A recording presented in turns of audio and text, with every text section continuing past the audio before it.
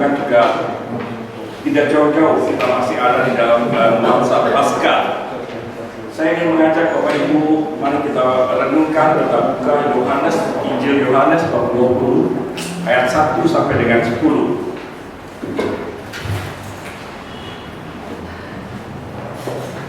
Injil Yohanes bab 20 ayat 1 sampai dengan 10. Mari kita baca secara berganti ayat-ayat ganjil. Bapak-bapak bisa bersama dengan saya. Ayat genap, silakan ibu-ibu kita baca berganti. Yohanes bab 20 ayat 1 sampai dengan 10.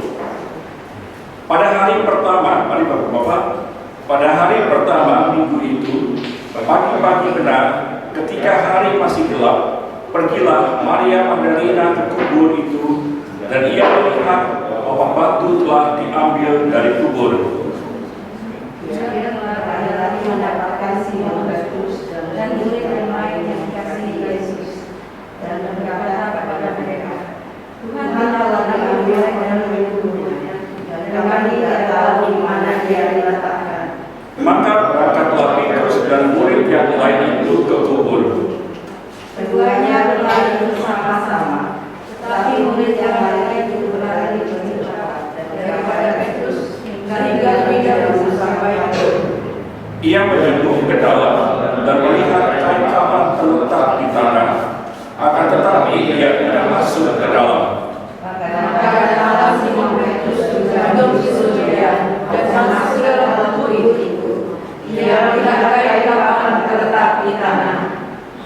Sedang kain belum yang tadinya ada di tempat Yesus tidak terletak dekat kain kafan itu, tetapi agak di samping di tempat yang lain dan sudah tergulung. Maka masuklah juga murid yang lain yang tidak sampai di kubur itu, dan dia melihatnya dan percaya. Sebab selama itu mereka belum mengerti isi kitab suci yang mengatakan bahwa ia harus bangkit dari antara orang mati. Lalu pulanglah kedua murid itu ke rumah. Demikian sabda Tuhan. Berdoalah Yesus. Bapak Ibu, kalau kita perhatikan di ayat yang pertama, ayat ini mengandung banyak sekali pengertian. Kalau kita baca sepintas sepertinya kayaknya biasa-biasa saja. Tetapi ayat pertama ini justru memberi kita banyak sekali pengertian. Mari kita lihat Yohanes 20 ayat 1 ini. Dikatakan pada hari pertama dari minggu itu. Hari pertama dari minggu itu hari apa? Nah, kalau kita di Indonesia hari pertama hari Senin. Karena kita selalu menghitungkan Senin, Selasa, dan Minggu. Tetapi bagi orang Yahudi, hari pertama itu hari Minggu. Sama sebenarnya seperti orang Inggris juga selalu menghitungkan dari Sunday, Monday. Saya nggak tahu Indonesia ini dapatnya dari mana. Karena Belanda juga sama dari hari Minggu, Sondag, Manda.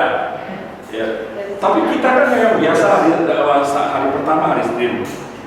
Ini penting untuk kita perhatikan karena kalau seseorang meninggal menurut tradisi Yahudi, juga tradisi kita sama, maka ketika dia meninggal, itu sudah dihitung sebagai hari pertama dia meninggal. Nah, pengertian hari pertama dari minggu berarti kan hari Minggu menurut tradisi Yahudi. Jadi, kejadian ketika Maria Magdalena pergi ke makam itu adalah hari ketiga setelah Yesus wafat. Hari pertama Jumat, hari Sabtu hari kedua, dan hari Minggu adalah hari yang ketiga. Ini pengertiannya kenapa dijelaskan hari pertama dari minggu itu. Kemudian Injil Yohanes tidak menjelaskan Maria Magdalena itu pergi ke makam dengan siapa. Di dalam Injil Matius dikatakan bahwa Maria pergi ke makam itu tidak sendiri, tetapi dengan Maria yang lain. Tidak jelas siapa yang dimaksud dengan Maria yang lain, karena di dalam Alkitab ada banyak sekali yang namanya Maria. Maria Bunda Yesus, saudara sepupu Bunda Maria juga namanya Maria, ibu dari Yakobus, bukan Yakobus anak Zebedeus. Ada lagi Maria Magdalena, ada lagi Maria istri Kleofas, banyak sekali yang namanya Maria. Di dalam Injil Markus dikatakan Maria Magdalena pergi dengan ibu Yakobus dan Salome. Sedangkan di dalam Injil Lukas dikatakan Maria dengan beberapa wanita yang sudah mengikuti Yesus dari Galilea. Nah, di dalam Injil Yohanes tidak disebut Maria Magdalena itu pergi dengan siapa. Tetapi di dalam ayat kedua, ketika Maria Magdalena menceritakan, melaporkan kepada para rasul bahwa dia melihat batu penutup makam itu sudah terguling, maka Maria Magdalena membahasakan diri, bukan saya, tetapi kami. Bapak Ibu bisa lihat di ayat Yakobus Yohanes bab 20 ayat yang kedua. Tuhan telah diambil orang dari kuburnya dan kami tidak tahu di mana ia diletakkan. Dia tidak mengatakan saya tidak tahu. Jadi berarti Maria Magdalena itu pergi ke makam tidak sendirian. Ini penting. Kenapa? Karena buat orang Yahudi, kesaksian sesuatu peristiwa hanya dapat diterima sebagai suatu kebenaran kalau disaksikan minimal oleh 2 orang. Jadi, kalau misalnya Maria Magdalena pergi sendiri dan kemudian dia melaporkan kepada para rasul bahwa dia melihat batu penutup makam sudah tergeser, bisa dianggap tidak sah karena kalau dia sendiri. Tetapi di sini di dalam Injil Yohanes sekalipun tidak tegas dikatakan dengan siapa, berapa orang, tetapi ketika dia melapor dia menggunakan kata kami. Jadi berarti dia tidak sendiri. Kesaksian ini bisa diterima. Kemudian hal lain di dalam ayat yang pertama dikatakan bahwa pada hari pertama minggu itu pagi-pagi benar ketika hari masih gelap. Nah, Injil Yohanes itu Injil yang kaya sekali dengan simbol. Kalau kita membaca Injil Yohanes itu tidak seperti membaca Injil sinopsis Matius, Markus, Lukas. Karena ada banyak sekali simbol-simbol yang dipakai oleh Yohanes. Ketika dia mengatakan bahwa hari masih gelap, sebenarnya kegelapan itu bukan hanya karena matahari belum terbit, karena masih pagi. Tetapi Yohanes mau mengatakan kegelapan itu sebenarnya juga ada di dalam hati dan pikiran para murid Yesus pada saat itu, termasuk para rasul dan Maria Magdalena. Jadi kegelapan yang disebut di dalam ayat pertama ini bukan hanya cuaca atau alamnya yang masih gelap karena matahari belum terbit, tetapi mau menyoroti kegelapan hati dan pikiran para murid Yesus pada saat itu. Mereka sangat sedih kehilangan guru yang begitu mereka kagumi, begitu mereka hormati. Mereka pada saat itu juga sangat bingung. Waktu Yesus mau masuk ke kota Yerusalem, semua orang bersorak-sorai menyambut dia. Semua orang ingin melambai-lambaikan tangan kepada Yesus. Karena di pinggir jalan pada waktu itu menuju ke Yerusalem ada banyak pohon palma, maka mereka memetik pohon palma dan mereka melambai-lambaikan. Antusias luar biasa. Tetapi ketika Yesus masuk ke kota Yerusalem, penduduk Yerusalem justru menolak Yesus. Perubahannya sangat kontras dan mendadak. Selain itu, para rasul juga sangat ketakutan, terutama para rasul Maria dan Maria Magdalena. Dimanapun Yesus mengajar, mereka selalu ada. Lalu kalau Yesus kemudian ditangkap, difitnah, dan diperlakukan dengan sangat-sangat tidak adil, mereka berpikir bahwa sebentar lagi tentu giliran mereka. Semua orang, para imam juga tahu bahwa mereka adalah orang-orang terdekat dari Yesus. Jadi pada saat itu kegelapan sungguh-sungguh ada di dalam hati dan pikiran para murid Yesus. Sedih, bingung, takut, gak tahu lagi apa yang harus dikerjakan. Bapak Ibu, saudara yang dikasihi Kristus, di dalam kegelapan seperti ini, Maria Magdalena tetap melangkah menuju ke makam untuk mencari Yesus. Dia juga tidak tahu apa yang terjadi pada Yesus, tetapi di dalam hatinya ada suatu kerinduan luar biasa. Di dalam kegelapan yang dia hadapi saat itu, dia tetap ingin mencari Yesus. Dia ingin dekat dengan Yesus. Sedangkan para rasul, 11 rasul, kata satu sudah berkhianat, mereka lebih memilih di dalam kegelapan itu mereka masuk ke dalam rumah, mengunci pintu-pintu jendela, mereka bersembunyi, mereka menyesali semua kejadian, mereka menangisi Yesus dan menangisi diri mereka sendiri. Mereka tenggelam di dalam frustasi. Bapak Ibu, di dalam kehidupan kita tidak bisa menghindar bahwa pada suatu saat kita juga akan menghadapi atau malah kita sudah menghadapi kegelapan-kegelapan di dalam hidup. Ketika kita kehilangan orang yang kita kasihi dan yang sangat mengasihi kita, ketika kita kehilangan pekerjaan, ketika kita mengalami kegagalan besar di dalam usaha kita, ketika di dalam rumah tangga, relasi antara pasangan suami istri, orang tua dengan anak terjadi keretakan, semua ini mendatangkan suatu kegelapan di dalam hidup kita.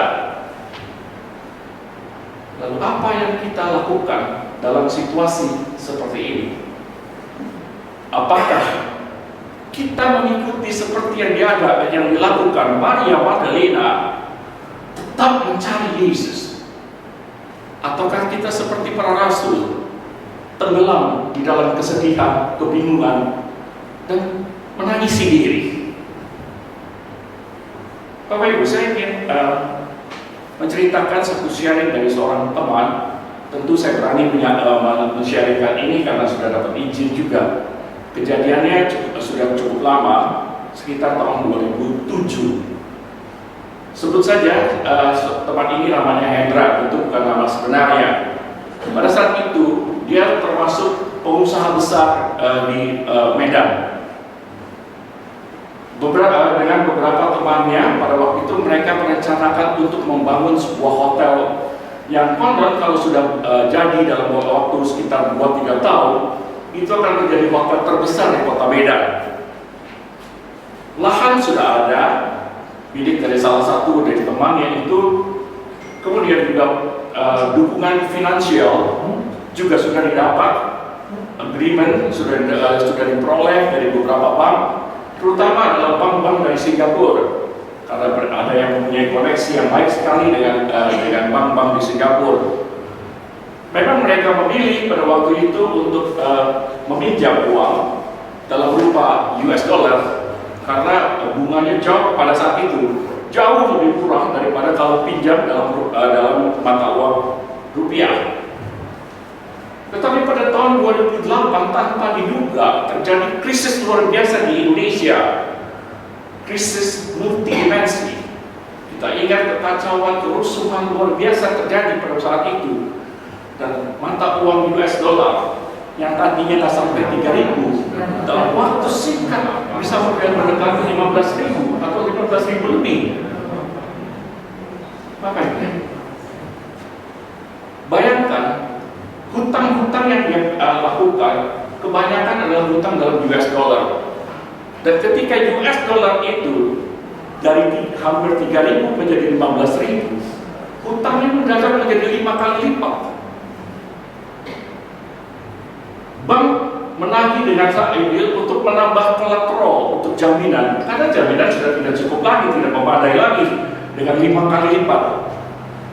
Mereka siapa yang sanggup lagi? Semua hitung-hitungan laba rugi kacau semua. Ditambah lagi teman-teman ini tentu dia bukan usahanya bukan hanya di situ, tetapi usaha yang lain juga macet karena situasi pada saat itu sangat kacau. Nah, Hendra ini adalah seorang Katolik, tetapi dia dengan jujur dia bilang dia sebenarnya menjadi Katolik untuk memenuhi syarat supaya bisa menikah dengan istrinya. Jadi sesudah dia menikah, ya makin lama makin kendor ke gerejanya. Dia paling-paling dia antar istrinya ke gereja, anaknya ke gerejanya. Kalau habis diantar ya dia pergi main tenis dan sebagainya. Bapak Ibu, di rumah dia ada rumahnya besar. Di rumah dia ada satu rumah, ada ruang doa. Karena istrinya seorang Katolik yang saleh. Hampir setiap hari, praktis setiap hari istrinya ada di ruang doa untuk berdoa. Tetapi Hendra ini tidak pernah masuk di dalam ruang itu. Pada tahun 2009, ketika dia pada saat itu sudah dalam keadaan sangat-sangat frustasi, suatu malam dia sudah bingung karena ancaman ini rumah yang dia tinggali akan disita oleh bank karena tidak bisa bayar bunga, tidak bisa bayar angsuran. Dia juga sudah bingung karena bagaimana lagi dia harus melindungi keluarganya, sedangkan anaknya 2 orang masih sekolah di Amerika. Dan dia mengatakan pada waktu itu dia betul-betul dalam keadaan terpuruk habis-habisan. Ketika dia pulang pada malam hari itu, ada sesuatu yang menggerakkan dia masuk ke ruang doa. Dia tidak bisa berdoa karena tidak biasa berdoa. Tetapi pada saat itu, ketika dia berada di depan salib, dia menangis sejadi-jadinya. Dan dia mengucapkan kata-kata dengan kata-kata yang sederhana. Dia bilang, Yesus, kalau Engkau betul-betul ada, tolonglah. Saya tidak pantas untuk ditolong karena saya selama ini tidak pernah dekat dengan Engkau. Tetapi tolong istri saya, tolong anak-anak saya. Bagaimana saya harus bicara kepada anak-anak saya untuk kembali ke Indonesia karena Bapak tidak sanggup lagi untuk bayar. Bagaimana saya bisa bilang sama istri saya bahwa rumah ini harus dijual karena tidak bisa bayar lagi ke bank. Dia menangis sehabis-habisnya. Dan dia tidak tahu berapa lama dia menangis di tempat itu, tapi dia katakan sesudah itu dia sempat berkali-kali mengatakan, Yesus tolong, kalau Engkau sungguh-sungguh Allah, Engkau pasti bisa tolong. Malam itu dia bisa tidur dengan nyenyak, padahal katanya sudah beberapa bulan dia nggak bisa tidur. Bahkan kalau tidur pun harus minum obat-obat penenang. Kacau, betul-betul dia merasa habis. Besokannya dia bangun kesiangan, tapi istrinya kemudian ketika dia bangun mengatakan ada teman kamu yang sudah 2 kali telepon, sudah cari. Hendra merasa bahwa dalam situasi seperti ini yang namanya teman cari dia pasti mau nagih hutang. Jadi dia merasa sudah harus kurang. Tetapi istrinya bilang ini dia tinggalin nama dan nomor telepon yang bisa dihubungi. Ketika Hendra lihat dia kaget karena yang ternyata teman yang menghubungi ini adalah teman sahabat dekat dia waktu dia sekolah di Taiwan. Selama 4-5 tahun dia kuliah di Taiwan. Orang ini menjadi sahabat dia. Mereka sangat akrab. Tetapi sesudah dia balik ke Indonesia, makin lama makin jarang untuk berkomunikasi. Dia heran, dia pas kok ada di Medan dan dia minta ketemu. Dia hubungi dan mereka janji ketemu di satu restoran. Mereka bicara 2 jam, hampir 3 jam mereka ngobrol. Yang diobrolin hanya kesana kemari, cerita-cerita masa lalu, teman-teman si A si D di mana masih hidup atau enggak dan segala-galanya.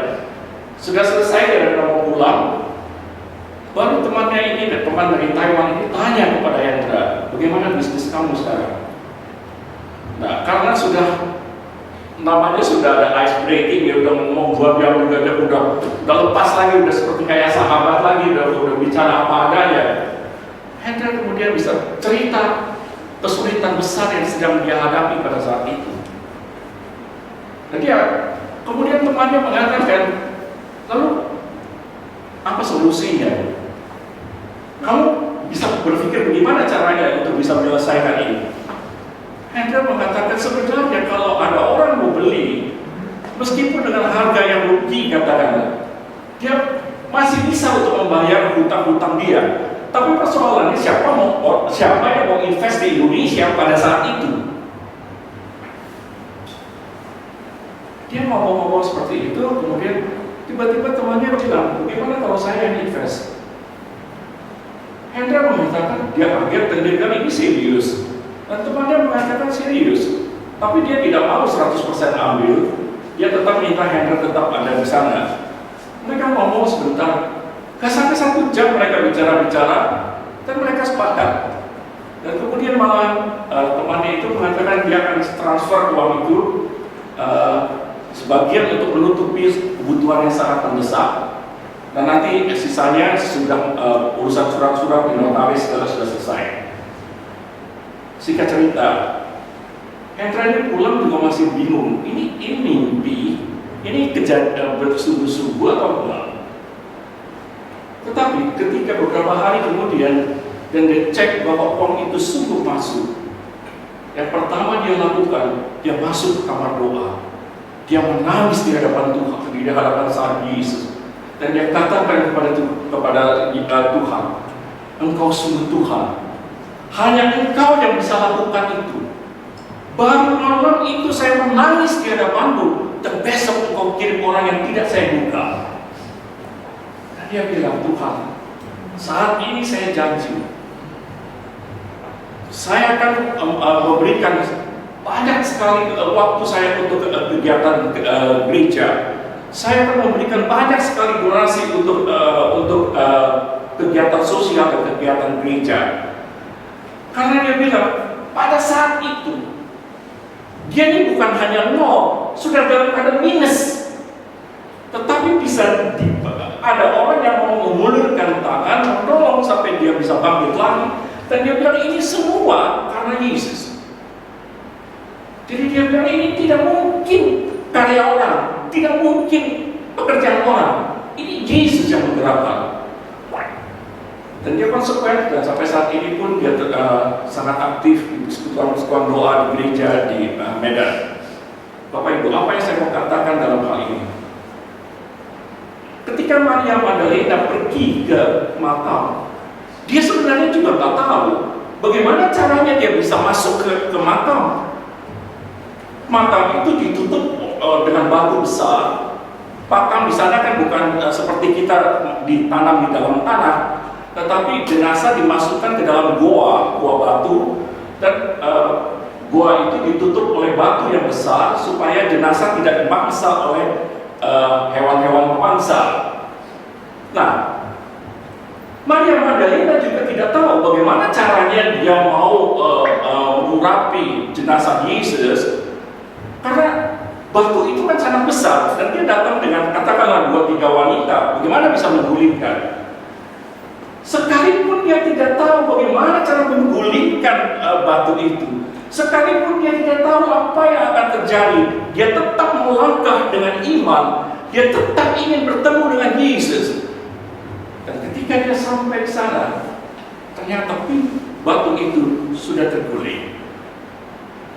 Bapak Ibu, seringkali kita di dalam kegelapan kita tidak tahu lagi jalan keluar.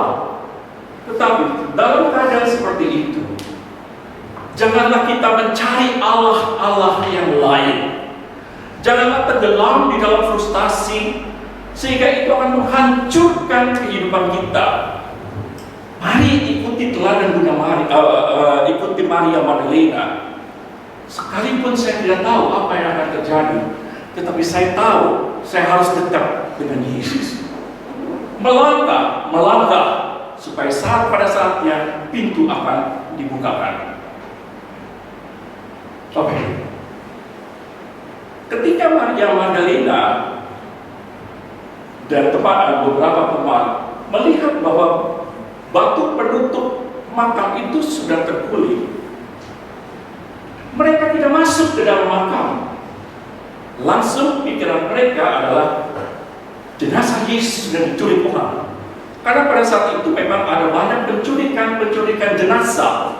Jenazah itu kemudian nanti dipakai untuk segala upacara-upacara yang menyembah Allah-Allah yang lain dan sebagainya.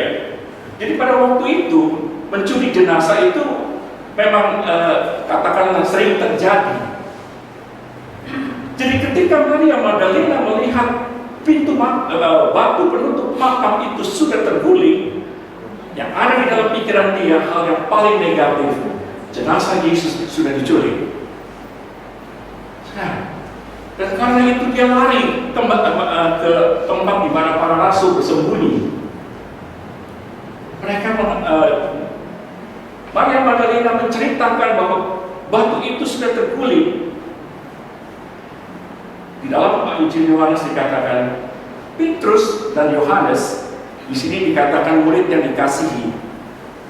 Tidak sampai dengan abad kedua, kemudian gereja meyakinkan bahwa yang dimaksud dengan murid yang dikasihi adalah Yohanes Rasul.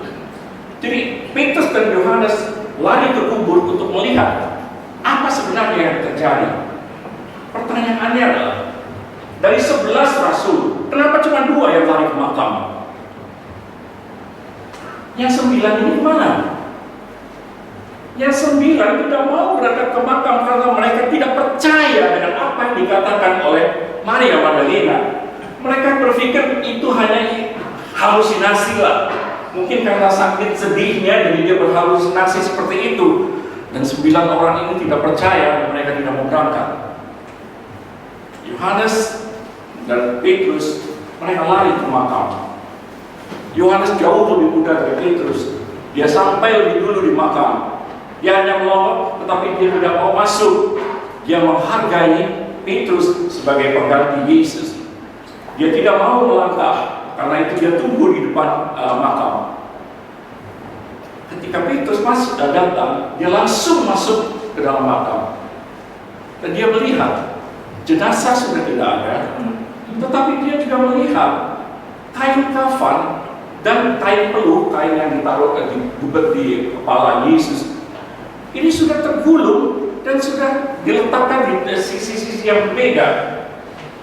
Pada saat itulah Petrus sangat yakin jenazah Yesus itu tidak diculik. Kenapa? Seorang penculik jenazah tidak akan mau untuk kehilangan waktu dan tenaga untuk membuka pakaian, membuka kain kafan dan kain peluh dari jenazah. Kalau mau ambil jenazah ya ambil sekalian. Ngapain harus dibukain? Apalagi tubuh Kristus hancur, penuh dengan darah, penuh dengan luka. Sekalipun sudah dibersihkan, pasti masih lengket dengan kain kafan. Jadi melepaskan kain kafan itu tidak mudah bagi tubuh yang sudah hancur.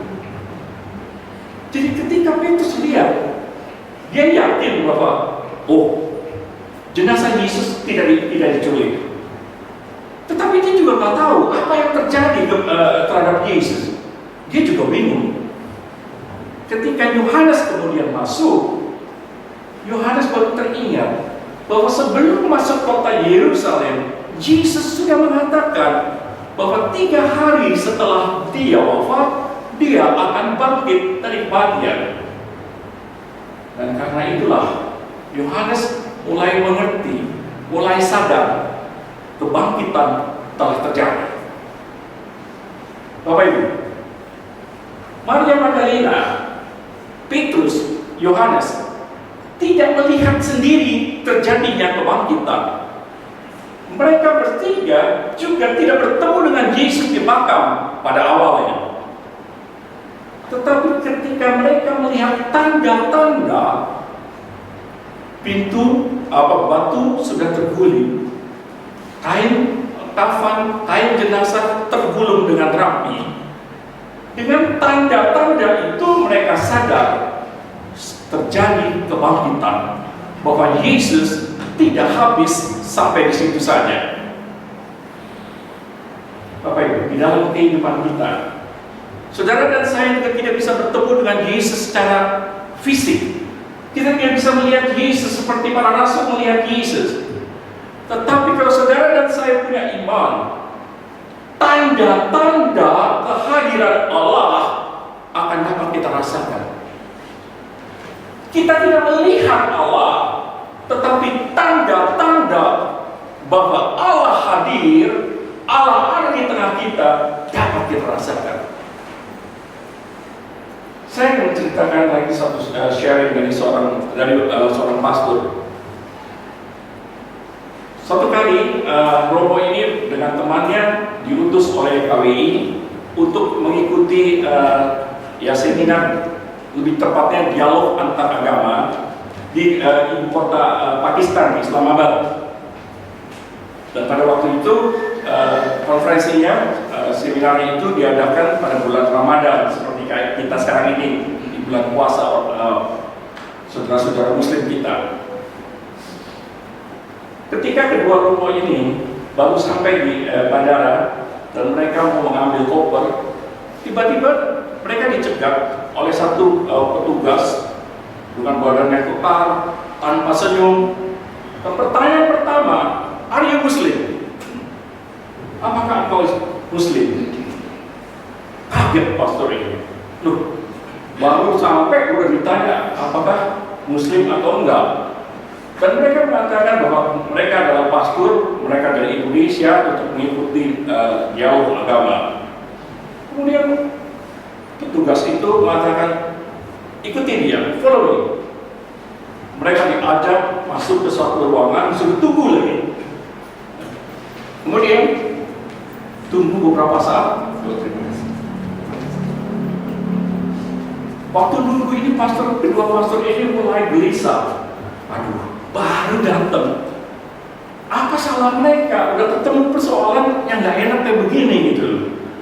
Disuruh nunggu, ditanya ini Muslim atau enggak, disuruh nunggu. Dia sampai pikir, padahal nanti malam sudah akan mulai dialognya itu. Beberapa saat dia tunggu. Petugas itu datang lagi dan bawa 2 bungkusan. Dan dia berikan pada kedua romo itu. Dan petugas ini mengatakan begini, dari sini, karena itu masih pagi, sampai ke pusat kota, itu bisa makan waktu 3 jam karena kemacetan dan sebagainya. Dan di sepanjang jalan, karena bulan Ramadan tidak ada restoran yang buka. Jadi diberikan bekal supaya pastor itu, orang-orang yang datang yang bukan Muslim tidak sampai kelaparan ketika sampai di ibu kota. Ketika dia terima itu, romo itu senyum betul. Pikiran mereka begitu ketemu masalah, wah, ini pasti nggak enak ceritanya ini. Tapi ternyata justru Tuhan menolong mereka sehingga mereka tidak sampai harus kelaparan ketika mereka mencari tempat yang dituju.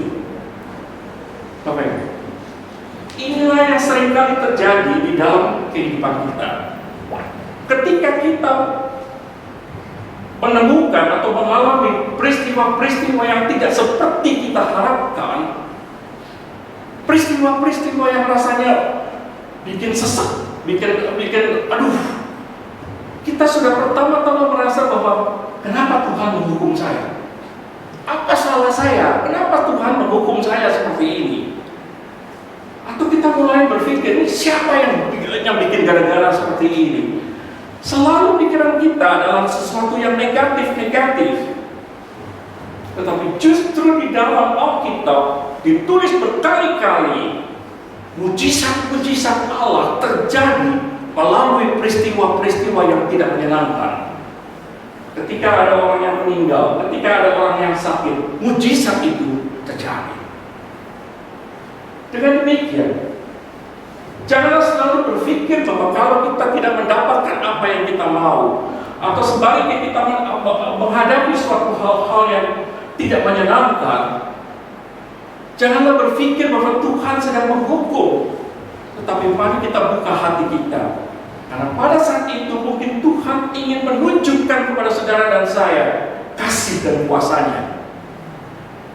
Kita jangan selalu berpikir yang negatif. Keterpurukan kita, sesuatu yang tidak sakit penyakit kita, mungkin dibiarkan Allah terjadi karena Allah ingin menunjukkan sesuatu yang lebih indah kepada saudara dan saya.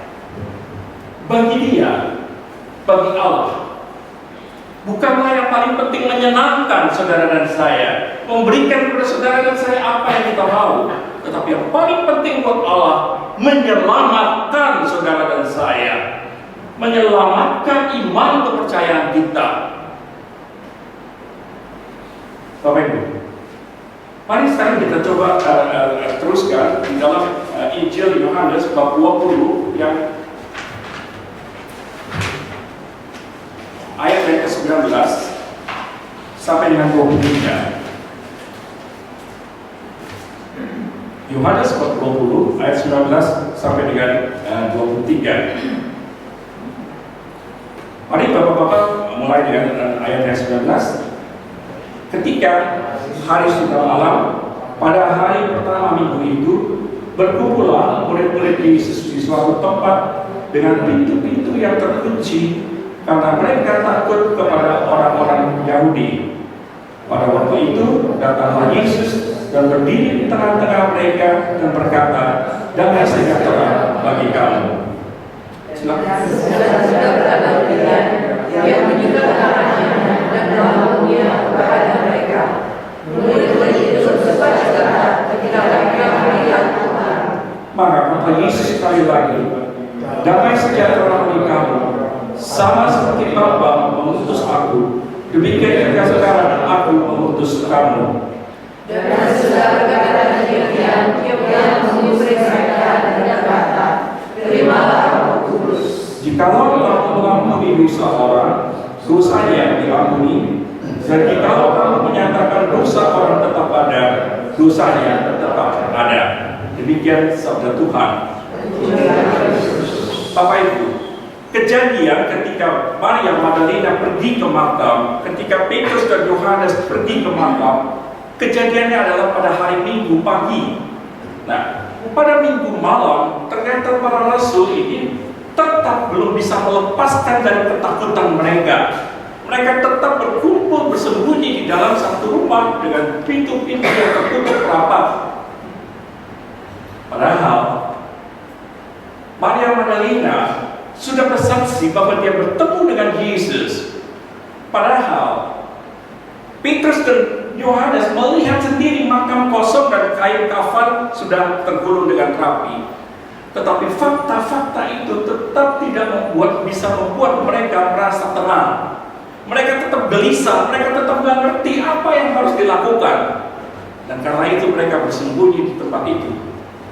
Di tengah-tengah kegelisahan mereka, tiba-tiba Yesus hadir di tengah-tengah mereka.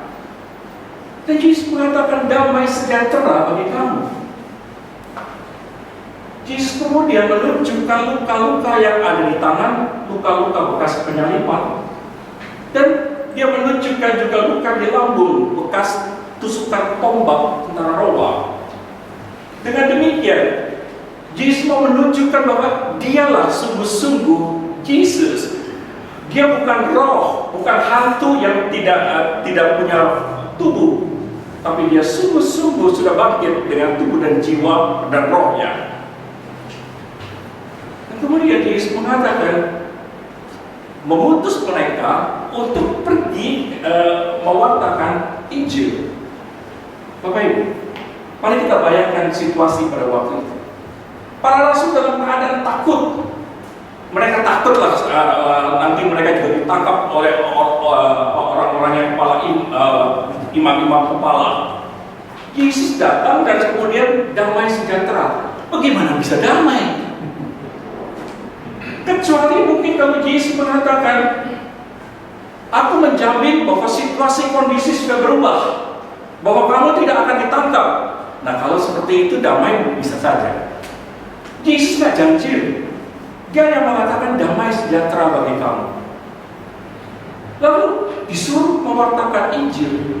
Mereka lagi ngumpet karena takut dikenal sebagai murid Yesus dan dia ditangkap. Sekarang disuruh ngomong di depan orang lain tentang Yesus. Nggak masuk akal. Bagaimana caranya? Lalu apa yang dikerjakan oleh Yesus? Yesus tidak sekali lagi Yesus tidak mengatakan aku menjamin kamu atau aku memberi kekuatan, memberi ketebalan kepada kamu. Tidak. Yang dilakukan oleh Yesus menghembuskan Roh Kudus kepada para rasul. Saudara, kalau kita melihat Alkitab, di dalam kitab Kejadian bab 2 ayat 7, ketika Allah menciptakan manusia, Allah mengambil dari debu tanah dan kemudian menghembuskan debu tanah itu, dan setelah dihembuskan maka terciptalah manusia yang mempunyai akal budi dan kehendak bebas. Jadi ketika Kristus pada malam hari itu menghembuskan Roh Kudus kepada para rasul, mau mengatakan bahwa mereka dijadikan manusia-manusia baru. Mereka akan memperoleh hati dan pikiran yang baru. Mereka berubah sehingga mereka tidak takut lagi menghadapi segala ancaman dunia. Dan inilah yang terjadi ketika Yesus telah menghembuskan Roh itu. Mereka menjadi orang-orang baru, manusia-manusia baru. Mereka menemukan hidup baru dengan pikiran dan hati yang baru, dan mereka berani bersaksi di bait Allah. Bapak Ibu, apa yang dapat kita pelajari dalam hal ini? Seringkali yang membuat kita takut menghadapi situasi kondisi kehidupan sebenarnya bukanlah terutama karena situasi kondisi di luar, tetapi karena hati kita tidak dekat dengan Allah. Saya ingin memberikan satu ilustrasi sederhana. Seorang anak, katakanlah umur 4 tahun, dia sangat suka kalau ayahnya menaruh dia di atas meja yang agak tinggi. Karena kalau ditaruh di meja begitu kan dia tadinya pendek, dia tiba-tiba merasa tinggi dan semuanya kan kelihatan lebih rendah, dan dia senang, dia gembira. Suatu kali ketika ayahnya mengangkat dia ke atas meja yang tinggi, dan dia bersorak-sorai, handphone ayahnya bunyi. Handphonenya letaknya agak jauh juga. Refleks, ayahnya itu dia ambil handphonenya. Dia pergi menjauh ke meja, dia ambil, dan dia sempat bicara sebentar. Ketika anak ini melihat ayahnya itu tidak pergi meninggalkan dia, tadinya dia yang lagi bersorak-sorai, tiba-tiba menangis ketakutan. Apa yang berubah? Gak ada yang menggodai dia. Dia tetap ada di atas meja yang aman. Apa yang berubah? Hati anak itu. Ketika ayahnya dekat dengan dia merasa aman. Dia merasa tenang. Sekalipun nanti dia lengah, sekalipun dia jatuh, dia percaya bahwa ayahnya akan menangkap dia, ayahnya akan melindungi dia. Tetapi ketika dia melihat ayahnya menjauh, dia menjadi gentar, dia takut. Saudara, inilah yang terjadi di dalam hidup kita. Ketika saudara dan saya merasa dekat dengan Allah, sekalipun kita menghadapi persoalan-persoalan yang berat, saudara dan saya tidak perlu takut, karena kita yakin Allah tidak pernah jauh dari kita. Dia ada di antara kita. Dia siap menolong saudara dan saya. Tetapi kalau hati kita jauh dari Allah, sedikit persoalan saja akan membuat kita gelisah, akan membuat kita takut, akan membuat kita frustasi. Jadi apa yang membuat kita seringkali jatuh di dalam keterpurukan yang dalam? Bukan terutama karena situasi kondisi yang kita hadapi, tetapi apakah relasi saudara dan saya dengan Allah sungguh erat dan mesra dengan Dia. Bapak Ibu, apa yang mau saya sampaikan pada malam hari ini? Yang pertama adalah di dalam kehidupan ada saatnya Tuhan mengizinkan kita masuk di dalam suatu kegelapan, atau mungkin juga karena kecerobohan yang kita lakukan, kita masuk di dalam keterpurukan. Saudara, agak menyimpang. Kita sering kalau doa Bapa kami kan kita selalu mengatakan jangan masukkan kami ke dalam pencobaan, betul kan? Ada teman yang mengatakan jangan masuk ke dalam pencobaan karena kamu bisa sendiri masuk. Karena sering kali Allah yang memberi pencobaan, kita yang masuk ke dalam pencobaan. Kita yang coba-coba dekat-dekat dengan godaan-godaan. Jadi dalam situasi kondisi seperti itu, mari kita ikuti teladan Maria Magdalena. Di dalam kebingungan, kesedihan, dan kekecewaan, dia tetap berusaha mencari Yesus.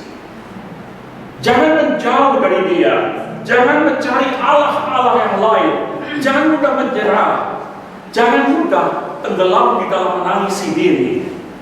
Allah selalu dapat membuka jalan di saat kita berpikir sepertinya sudah tidak ada jalan lain. Ketika Maria Magdalena berpikir bagaimana menggulingkan batu penutup makam, pada saat dia datang Tuhan sudah menggulingkan batu itu. Yang kedua, di dalam keterpurukan kita sering merasa ditinggalkan seorang diri. Tetapi kalau kita tetap memelihara iman kepada Allah, pada saatnya kita akan dapat merasakan kehadiran Tuhan melalui orang-orang di sekitar kita, melalui kejadian-kejadian di sekitar kita.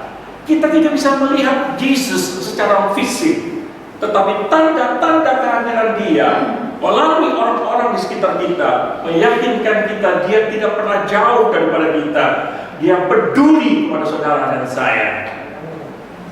Dan yang ketiga, yang sering kita membuat tenggelam di dalam kesedihan atau di dalam keterpurukan yang dalam, bukan terutama karena situasi kondisi di luar, tetapi apa yang ada di dalam hati saudara dan saya.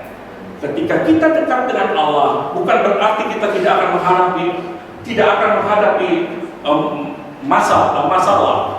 Tetapi ketika Allah ada di dekat saudara, ketika kita menghadapi persoalan, kita dapat menghadapi dengan tenang, sehingga kita mempunyai kepekaan untuk menangkap jalan keluar yang telah disediakan oleh Allah. Di dalam 1 Korintus 10 ayat 13,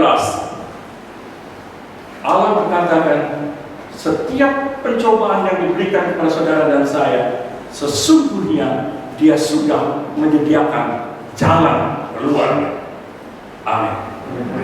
Mari kita pejamkan mata, kita berdoa.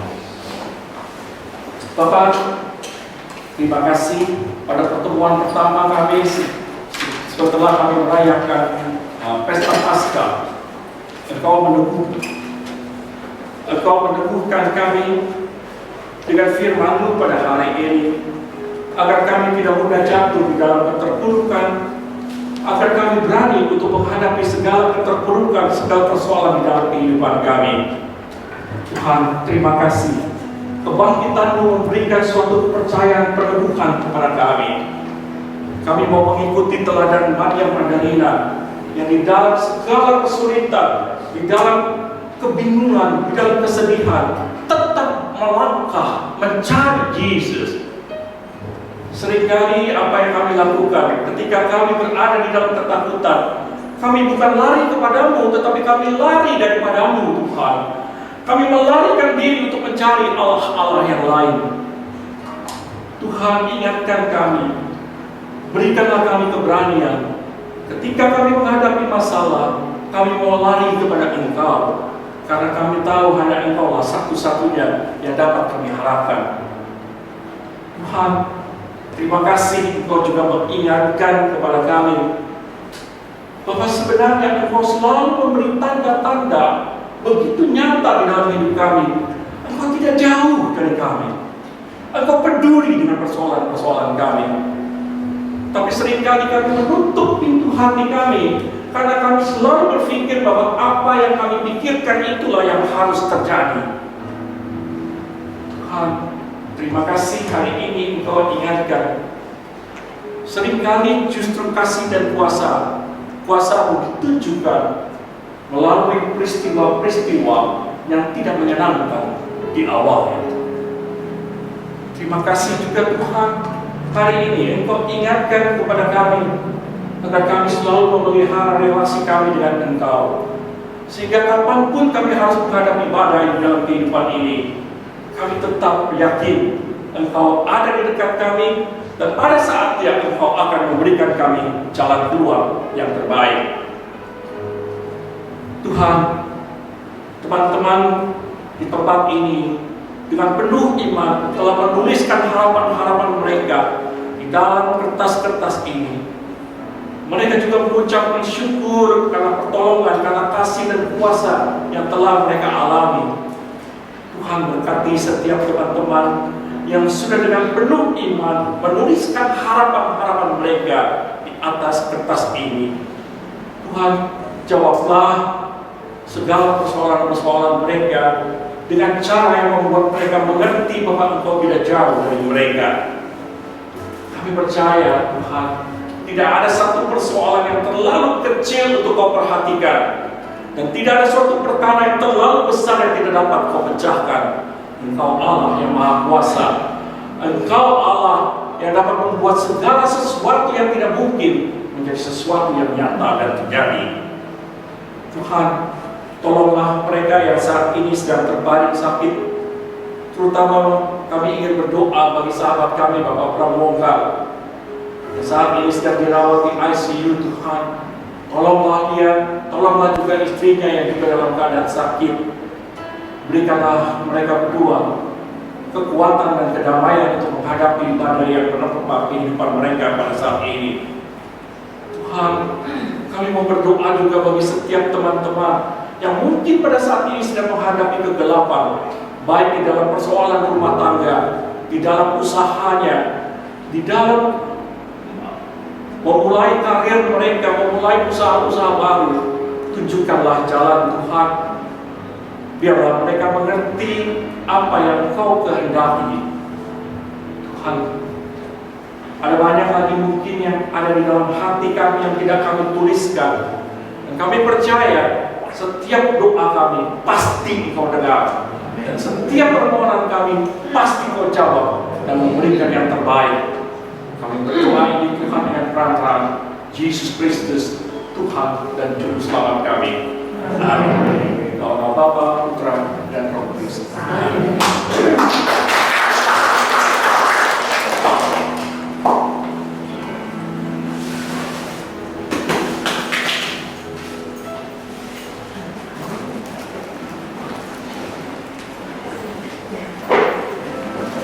Setelah kita diberkati dengan firman Tuhan, mari saatnya kita memberikan pertolongan kepada teman-teman ini.